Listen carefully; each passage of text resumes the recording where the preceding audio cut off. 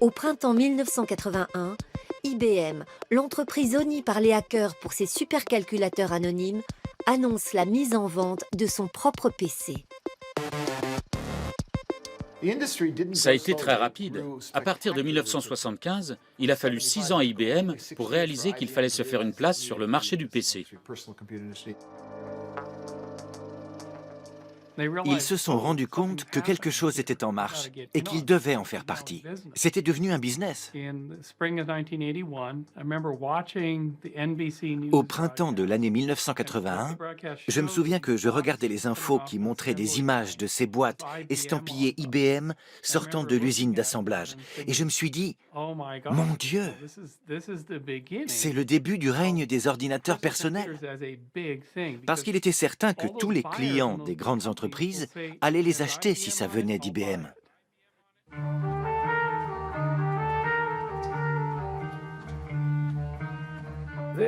Voilà l'ordinateur personnel d'IBM lancé en avril 1981. C'était un projet secret dont personne n'avait entendu parler.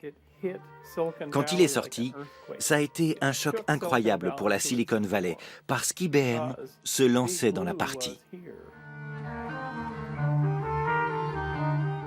La plus grande entreprise d'ordinateurs du monde, celle qui dominait tout, est arrivée sur un marché qui n'appartenait qu'à des passionnés et à des petites entreprises locales.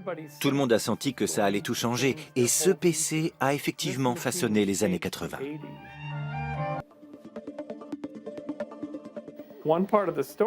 IBM avait estampillé la machine à son nom alors qu'elle contenait des pièces d'autres fabricants.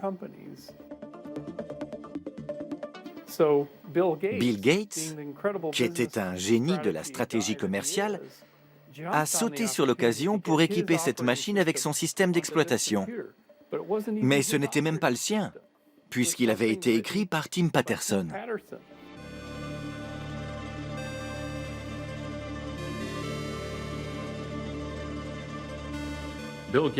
Bill Gates est allé le voir et lui a dit qu'il voulait acheter son système pour en faire un produit Microsoft.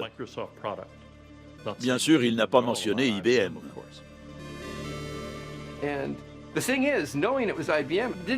Que je sache ou non qu'IBM était derrière tout ça n'avait pas grande importance. Parce que je n'imaginais pas une seconde que ça allait être un succès. Les forces marketing qu'IBM pouvait déployer pour que ça prenne cette ampleur m'échappaient totalement. Je faisais mon boulot, j'étais payé.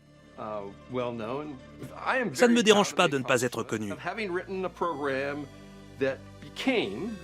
Je suis très fier d'avoir écrit un programme qui est devenu le programme le plus utilisé pendant au moins 10 ans. J'en suis très fier. Et je ne tiens pas rigueur à Microsoft de gagner autant d'argent avec. Parce que c'est grâce à eux que ce programme a été reconnu.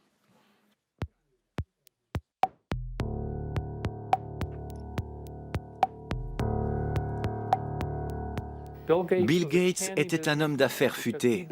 Il a pris IBM à la gorge parce qu'IBM n'avait pas de système d'exploitation. Gates en avait un, mais ils ont dû accepter de signer un contrat stipulant qu'IBM n'avait pas l'exclusivité sur ce système. Bill Gates pouvait le vendre à d'autres personnes. Et c'est cette petite clause de contrat qui a fait de lui l'homme le plus riche du monde.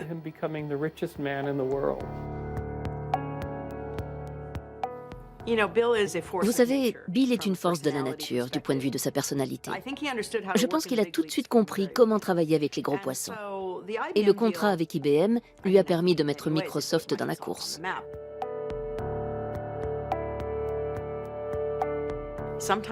Parfois, des industries entières dépendent d'une réunion qui a ou n'a pas lieu. Ça a été un moment décisif pour Microsoft. Je pense qu'IBM a accepté l'offre de Bill Gates, consistant à acheter une licence plutôt que le système d'exploitation en lui-même, parce qu'il ne réalisait pas ce qui se passait. Il ne se rendait pas compte que les ordinateurs personnels allaient dominer le marché de l'informatique. Mais Bill Gates avait la conviction qu'on finirait par avoir un ordinateur dans chaque foyer.